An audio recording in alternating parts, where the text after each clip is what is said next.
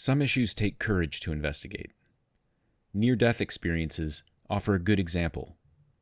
The more that honest investigators look into these accounts, the less we are able to fit them within the confines of a strictly materialist worldview.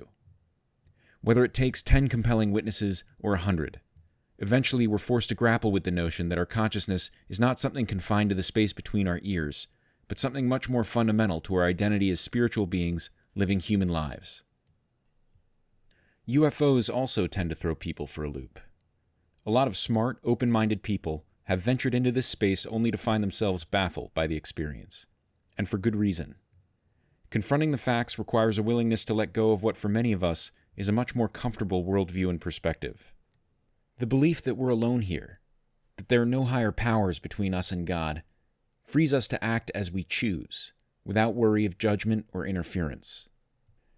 Entering 2025, however, we're compelled to awaken to a new understanding of our position and circumstances. Increasingly, we're being confronted with evidence that we are neither unseen or alone, and that our choices and actions matter more today than ever before. Yes, the rabbit hole is real, but it's not something we should fear. In fact, if we want to understand what's going on in the skies over New Jersey, or for that matter, over our air bases and nuclear weapons sites, we really can't afford to be afraid. We need to be willing to take the plunge. Hi, I'm Nick. Before going further, I'd like to say a few things about my own circumstances and journey into this space. First, this video marks a major transition for me. From appeals that I'd been making, mainly to close acquaintances and colleagues, to now all of you. I am a national security analyst by trade and an introvert. I've never been comfortable putting myself out in front of people, but I don't see another way forward at this point. Until recently, I had been strictly in the fact-finding phase of my investigation into the UFO subject. What prompted me to reach out to folks in the spring of 2023 were events that few took major note of, in the media or, for that matter, in the national security community. They involved hostile actions taken by our armed forces against several unidentified objects over the United States and Canada. I've spent most of my career working on energy and security issues, specifically on matters related to nuclear nonproliferation and disarmament. Though I didn't imagine shifting over my UFO-related analysis to any sort of activism, at least not anytime soon, the 2023 shootdowns and the media's coverage of them motivated me to reach out to a group of people who I felt might give the matter the attention and consideration it deserved. I intend to address those developments more thoroughly in a future video, but it's worth mentioning here that they marked a major turning point in our relationship, yours and my relationship, to visiting intelligences. Not because this sort of reckless behavior was necessarily new, but because these had never before been official acts sanctioned by the Commander-in-Chief and communicated to the public. Just to jog your memory, President Biden stood before the press and announced that he had given defense officials the green light to shoot down several UFOs. Not balloons, mind you, but genuine unknowns. They tracked 3 unidentified objects, one in Alaska, Canada, and over Lake Huron in the Midwest. They acted in accordance with established parameters for determining how to deal with unidentified aerial objects in U.S. airspace. At their recommendation, I gave the order to take down these 3 objects due to hazards to civilian commercial air traffic and because we could not rule out the surveillance risk of sensitive facilities. He then informed us that future engagements of this sort were possible and that the criteria for justifying hostile action would remain classified. I'll be sharing with Congress these classified policy parameters when they're completed, and they'll remain classified so we don't give our roadmap to our enemies to try to evade our defenses. And how did we all react? Biden's announcement was met with, well, silence. Confusion followed by media paralysis would be more accurate, but otherwise no real pushback or protest. We looked left, we looked right, we shrugged, and they won our complicity. Questions. You said that that the pilots were able to see it, that it wasn't the same shape or size as the balloon. Can you say definitively it was not a balloon? I don't, at this point, considering the fact that we're still assessing the object, I don't want to get into characterizing it, so just leave it at that. This is worth repeating, so bear with me. In February of 2023, the President told us that he ordered Air Force pilots to shoot down several UFOs. Again, this is the DoD's phrasing, not mine. And although, more than a year later, we still haven't learned what defense officials knew about those objects, or what materials were recovered after firing missiles at them, we do know that they intend to do it again, as they please, without telling us when or why. Now, I'm not going to tell you what to think about all of this, but I would strongly encourage you to revisit the official record and start asking your own questions. Forget for a moment any assumptions you may have about what those objects were, and consider only what little information was shared about them with the public. Let me offer a few to get you started. Who benefits from this new precedent? Whose interests are served by these extraordinary new permissions, which afford defense officials an ability to shoot at things about which they know next to nothing, while informing the public of even less? At whose expense and what cost have these new permissions been granted? I'll leave it there for now. Finally, I'd like to share a quick note of thanks. There's a limit to what we can pay attention to in a day, and I appreciate yours. I promise not to squander it. Having said that, I also have to ask for your patience. This is my first video, and I'm going to cover some difficult and controversial material, so please bear with me. If you can hang in there, though, I'm confident that I'll be able to repay your patience with some valuable insight. Okay, let's get into it. By now we've been flooded with perspectives on UFOs. Hundreds of conversations are available online, with a wide range of personalities and subject matter experts, featuring discussions ranging from the spiritual to nuts and bolts scientific theories about what these objects are and where they're from. This can make it hard for the average person to get their bearings, to figure out what's true and important to developing their own basic understanding of what's going on. If this resonates, you're in the right place. I've been bold with the title of this video, Stop Listening to UFO Experts, but it's really all about the subtitle. This video is really about the importance of not looking to other people to develop your understanding of what UFOs are and why they're here. We can and should look for solid information from reliable sources, and in fact, I'm going to argue that it's critical we do this if we hope to learn anything. But the bigger takeaway here is that it's up to each of us to develop our understanding of the underlying reality on our own. This understanding is not something we're given, and we shouldn't try to model it after someone else's. This is arguably my most important point. We all need to be willing to seek out and consider reliably sourced, publicly available information, and then arrive at our own conclusions about what this information means. You may hear this and think it sounds obvious, but I would argue that very few people are actually doing it. Instead, most of us are looking to see what others are thinking and saying, drawing their cues from folks they trust in the news, in their social media feeds, or from a growing list of celebrity personalities who've made a name for themselves in this space. And this is a mistake. In my experience, this is not the way to new insight or understanding of the UFO subject. Anchoring ourselves and beginning the process of building our understanding doesn't require venturing into wild speculation or grand theorizing. We won't find our bearings by grokking multidimensional space-time or anti-gravity. It's not about nailing down how many crashed saucers we have in the garage or how psychic phenomena comport with new theories of consciousness. Getting clarity on this subject requires nailing down some fundamentals. I'm talking here about using reliable sources to draw conservative conclusions about what we're seeing and interacting with in our local environment.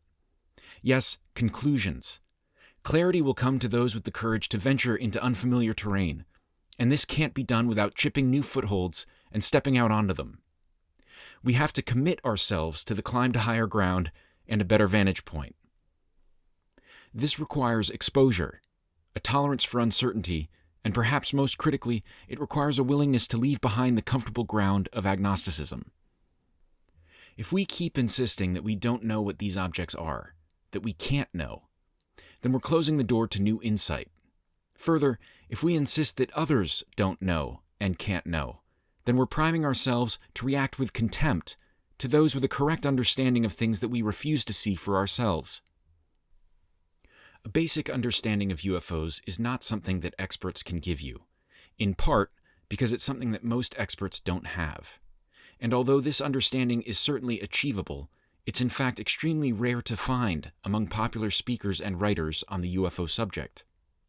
Instead, what we most often find are narrowly informed subject matter experts who insist that they don't and can't draw the most basic of conclusions or acquire the broadest picture for themselves. This false modesty betrays either a fear of understanding or a fear of ridicule on their part. Even so, in 2025, we all have access to the basic facts of the matter if we can make ourselves available to them, if we can surrender ourselves to them. Now, already my language will have irritated some of you. My use of certain words, like truth and surrender, presumes an understanding on my part that you might find suspicious or premature. Well, for now all I can do is assure you that I don't use these terms lightly. In fact, I'll double down on them with a couple of bold claims.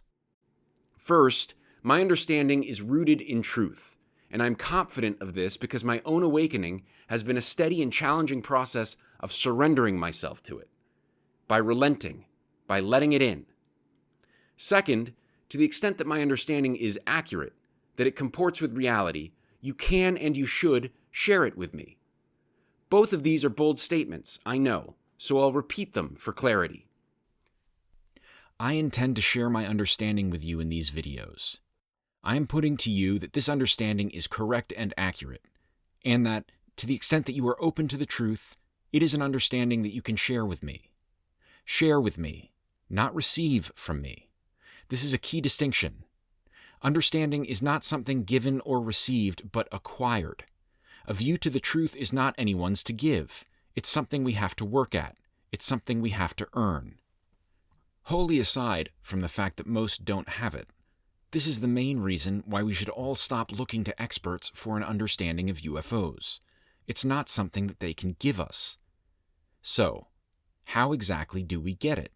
How do we develop our own understanding of UFOs? I have a formula for this, and it goes as follows.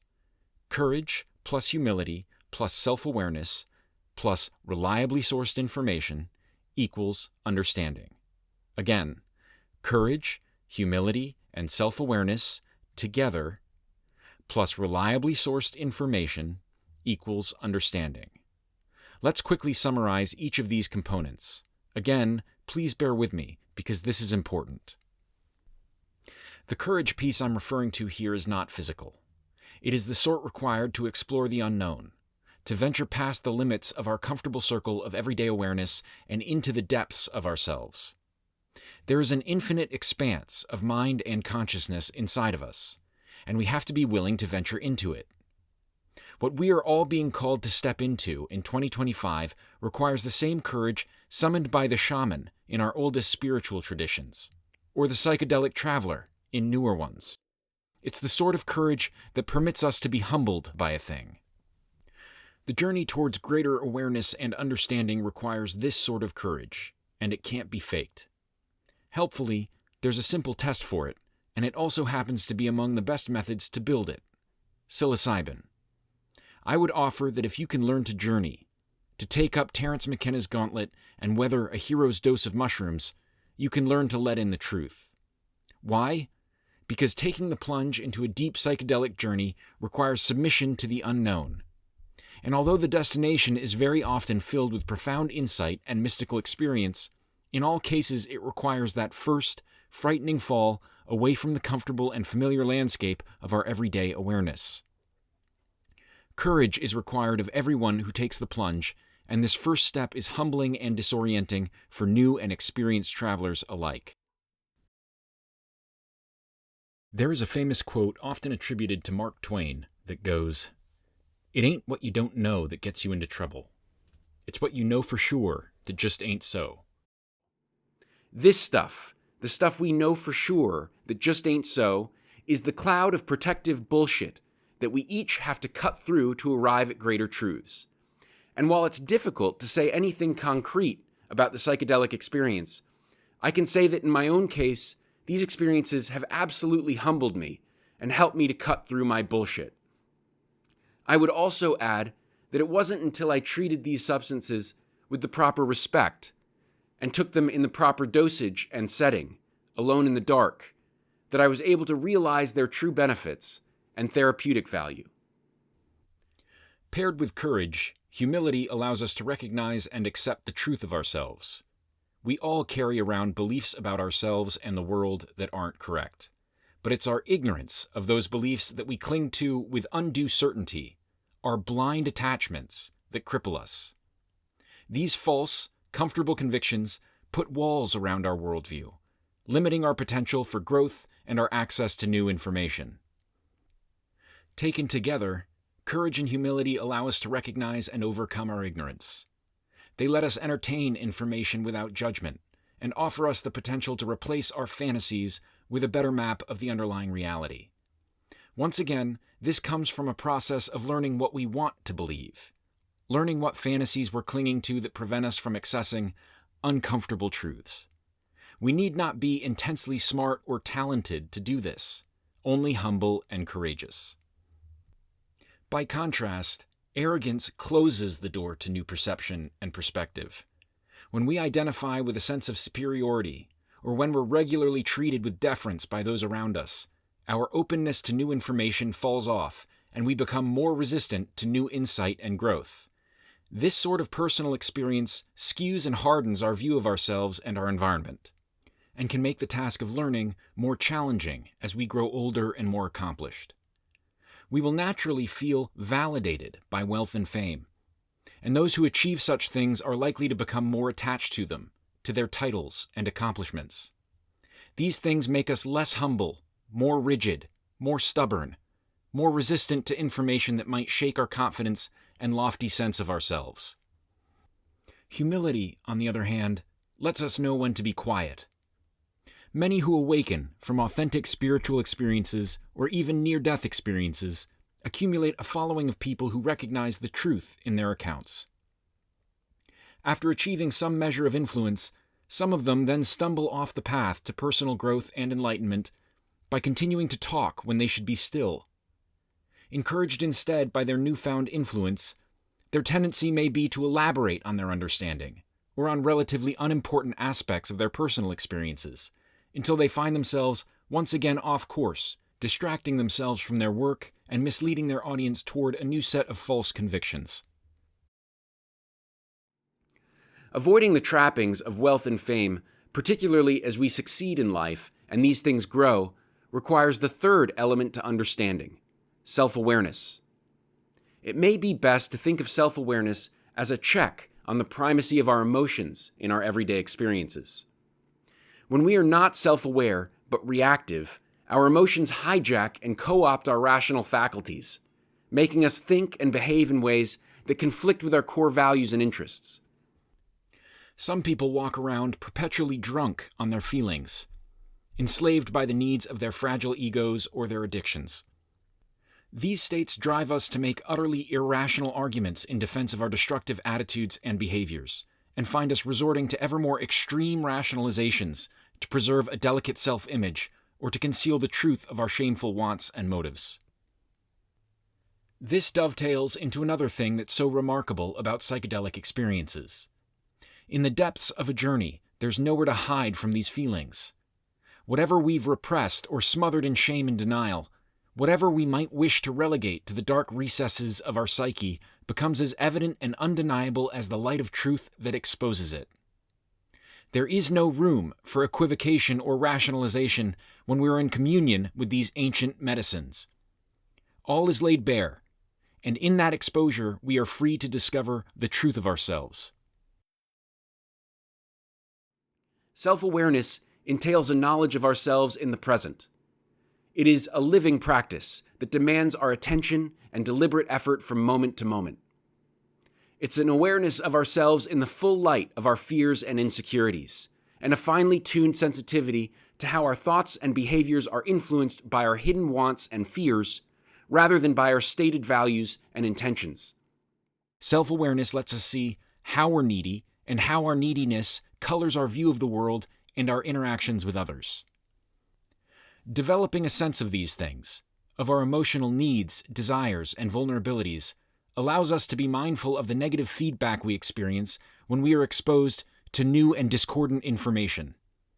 It allows us to track these feelings to their source and disarm them of their influence over our reasoning mind.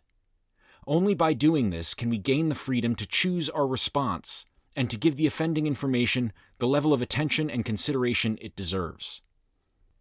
Okay, so that covers the tough stuff, which is the first half of the equation. But let's now assume that we've done the work to acquire these things, to acquire courage, humility, and self-awareness. What information should we now seek to collect to grow our understanding of UFOs? Let's start by addressing what we don't have, because it's easy to get distracted by the classified information and materials to which we don't have access, and many presume our government has good reason not to share.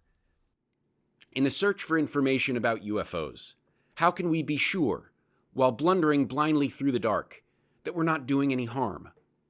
If we identify with a life of service and consider ourselves to be servants of the public, this should be our first priority, right? To do no harm?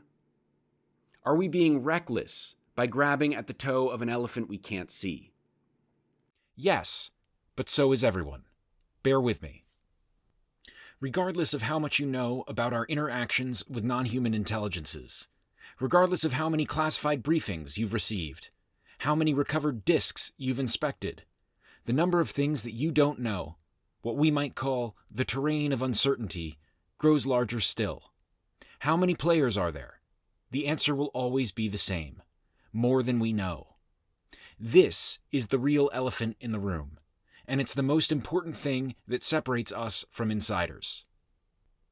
The substantive differences in what we know matter much less than our differences in perspective. Those with privileged access to classified information about visiting intelligences have abandoned their anthropocentrism entirely because their observations have forced them to. And this is a gift. It affords them an insight that we must work much harder to achieve. They can see and assimilate information that we'd be inclined to reject outright as absurd, and resolve specific terrain features from data that might simply perplex or astonish us. Information that we might just toss into a bin of other anomalous findings and forget all about. In practical terms, I'd suggest that our ability to piece together information about our hidden cosmic landscape depends first on our ability to surrender to systemic uncertainty and ambiguity, i.e., the mountain of stuff that we just don't know, and second, on our adherence to strong research methods and standards. In other words, we keep our standards high, but we consider seriously the information we receive from sources that meet those standards, and assume nothing about what is or isn't possible. This idea offends for a whole host of reasons, but it's difficult to accommodate in a practical sense because it's so completely unrelatable to our present worldview. The reduction of uncertainty in our strategic landscape has been a generational pursuit, and the world to which we've grown accustomed over thousands of years looks nothing like the cosmic environment to which we must now awaken and adapt. We currently operate within a finite closed system, populated by familiar players and interests. Uncertainty is low. We've mapped the geography in high definition and tracked global weather patterns in real time. There are no surprise attacks on our Trident subs from pods of superintelligent orcas, and we don't live in fear of psychic attacks by colonies of telepathic octopuses. In our minds, we are the dominant species in a closed system. We have to transcend the limitations of this construct if we are to talk and think about things operating outside of it. This may sound obvious, but it isn't at all easy. Rational explanations are simply those that fit within our existing worldview. The irrational ones, insert here any reliably sourced information that sounds loony, are simply those things that do not fit. Our job, before anything else, is to make a place for these things, for seemingly impossible things to fit. We have to humble ourselves, in other words, and avoid the temptation to reject evidence that offends our conventional sensibilities. Only then can we move on to the job of learning what is true, Don't get hung up trying to figure out what someone else may know. What can you know? That is the relevant question, and the answer is that you can actually know quite a bit. The problem is that thus far most of us haven't put the necessary energy into looking. Despite the stonewalling, obfuscation, and secrecy, the most important truths are already out there in plain sight. We just need to summon the courage to confront them. So how do we do this? How do we collect the necessary information to confidently draw new conclusions about visiting intelligences? We live in the information age, and regardless of what others insist, there is heaps of it available on this subject. There is so much of it, in fact, that investigators regularly get lost in the weeds, such as in the details of fantastic abduction accounts or in the physics of faster-than-light travel. But that's not what we're talking about here. Here we're talking about developing our fundamentals. Basic yet revolutionary upgrades to what we can see and accept in ourselves and our environment. Let's talk for a moment about the quality of information that we should seek to collect. Human sources of information are often smeared as unreliable, and to some researchers, anecdotal evidence is considered next to worthless to the development of their understanding of UFOs. Yet we have been using each other as fact witnesses for as long as we've been social creatures, whether to the events of history or to those that describe our immediate circumstances and environment. Indeed, we have to imagine that our ability to trust the observations of our peers has been critical to our survival as a species. How many times do you imagine your ancestors depended on the honest reporting of their peers? How many scouting parties returned to warn of critical dangers to their tribe? How would your forebears have fared, do you think, if they chose to stop trusting such sources of information or listening to their reports? Day to day, we depend on one another to observe and relay real-world events all the time. And while a great deal of emphasis in recent years has been placed on the flaws and differences in human perception, there is in fact a great deal of evidence to support a high degree of consistency in our individual conscious experiences, what we call our consensus reality. We think and communicate at a common pace. We react similarly to various stimuli. We are naturally adept at detecting and responding to each other's emotional states and feelings. We should be able to admit, in other words, that our physical senses are mostly reliable and well adapted to our environment, and that our conscious experiences are much more similar to one another's than they are different. Do we occasionally confuse the order of recalled events or misidentify objects observed at a distance? Yes. Might we occasionally embellish our accounts? Sure. But such errors of perception and judgment are simply not applicable or relevant to the evaluation of hundreds of cases of credible human encounters with UFOs and their occupants. Video and documentary evidence is also available, both of the visitors themselves and of the government conspiracy to hide their presence from the public. However, neither of these categories of information will prove sufficient to sway the committed skeptic, whose persuasion may well require direct contact with non-human beings and technologies. This attitude certainly suits the interests of government insiders, who would naturally prefer to limit their concealment efforts to the treasures themselves, as these are the things that are most valuable to them and the easiest to contain.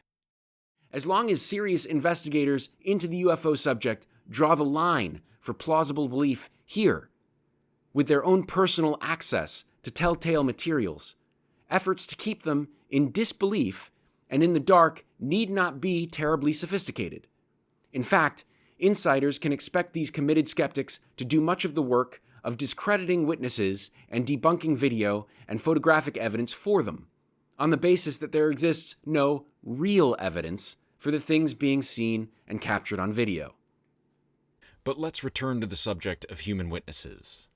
If an event is reported to you by someone you trust not to lie about such things, is it not most logical to listen, to take their account seriously, rather than to dismiss it on the grounds that their observations are somehow unacceptable?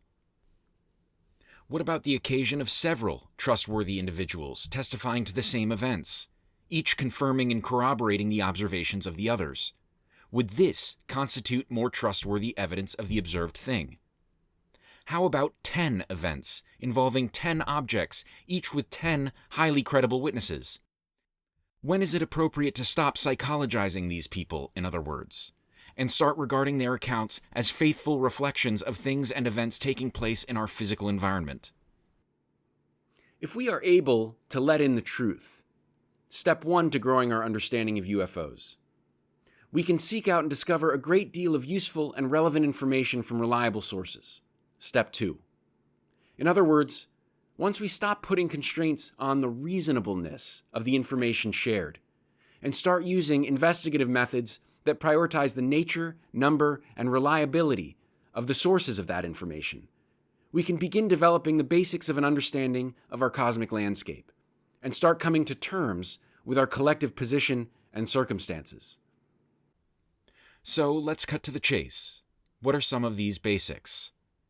My job with this video is not to present you with evidence, but to stir the pot, so to speak, to encourage you to think differently about your approach to this content and about your own investigations into the UFO phenomenon. But in the spirit of pot stirring, let's cover a few basic conclusions that the honest investigator should be prepared to accept. Are non-human entities visiting Earth and interacting with the local biome, ourselves included? Yes, we should be prepared to accept this. Do some of these visitations involve human abductions? Based on credible and consistent accounts from hundreds of victims and the frequent availability of physical evidence and corroborating eyewitness testimony, yes, the honest investigator should be able to conclude that abductions can and do occur. And while this conclusion may seem fantastic, if not also utterly repulsive, it nonetheless qualifies as basic. Why? Because it is readily observable and apparent to those who avail themselves of the evidence. And though we cannot be as certain of the details of any particular incident, only after we've come to terms with the fact that these traumatic events can and do happen, are we able to approach investigations into the most compelling cases with the proper care and scrutiny. Were Betty and Barney Hill abducted? This is less basic, and we can't be as certain of our answer. However, based on available information, honest investigators should be able to conclude with reasonable confidence that yes, Betty and Barney Hill were most likely abducted and subjected to invasive clinical study by non-human entities. For those unfamiliar with this case, I would suggest that even if you do not yet believe that these events occurred, that you find your way to a place where such things can occur. No one investigates the details of impossible events, after all. Now, did Betty and Barney's abductors originate from a star system in the Orion group? This question has been a subject of intense discussion and debate, particularly among those familiar with Betty's star map.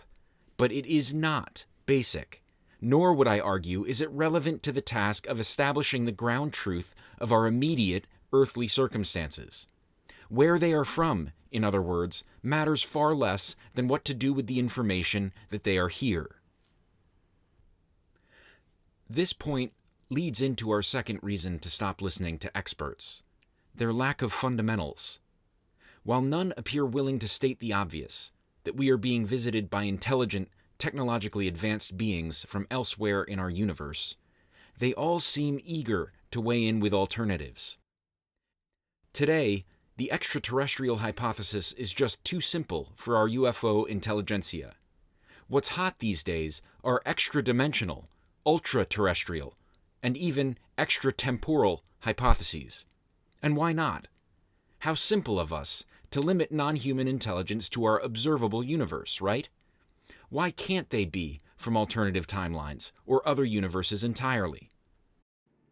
What's so silly about this is, first, the notion that pursuing this question at all is even sensible at this point. And second, that our real observable universe isn't fantastic enough to explain what we're seeing and interacting with. As though hundreds of billions of stars and galaxies could not possibly have produced, over the billions of years that they have existed, the biologies and technologies that we're presently observing and interacting with. Why assume this? Why invoke new, imagined origins when the evident possibilities are already so vast and humbling? Here I will be direct. I would suggest that our impulse to abandon the fundamentals in favor of more esoteric discussions is rooted in our desire to avoid responsibility, to react appropriately to news of the arrival of higher powers. Here again, I'm using terms that will strike many of you as provocative, but I am not a troll.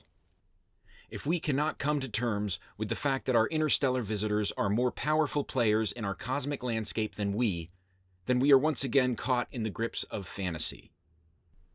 The first fantasy we must escape is that of our isolation here.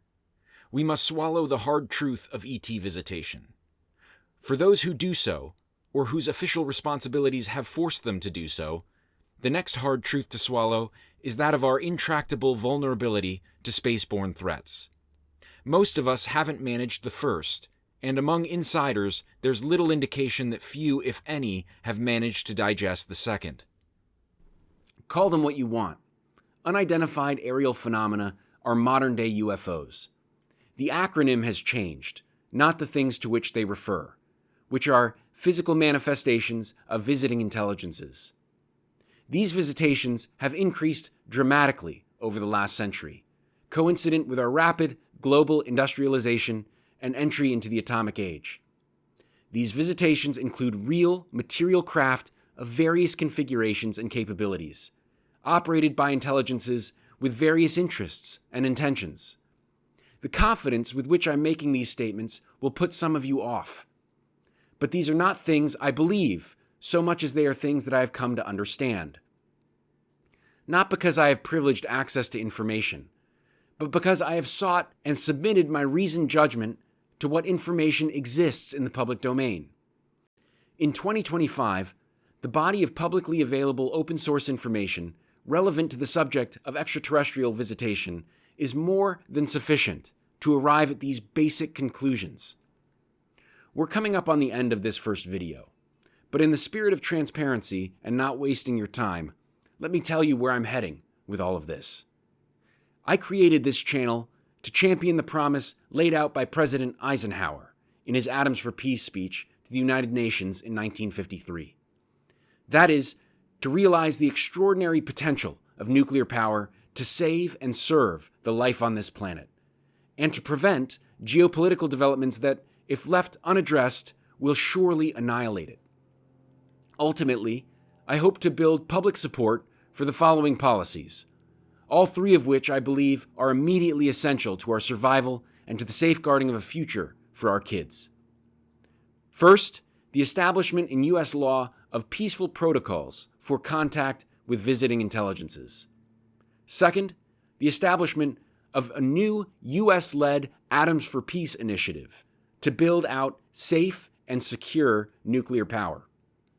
Third, the renewal of our commitment in good faith under Article 6 of the Non-Proliferation Treaty to rid ourselves of nuclear weapons.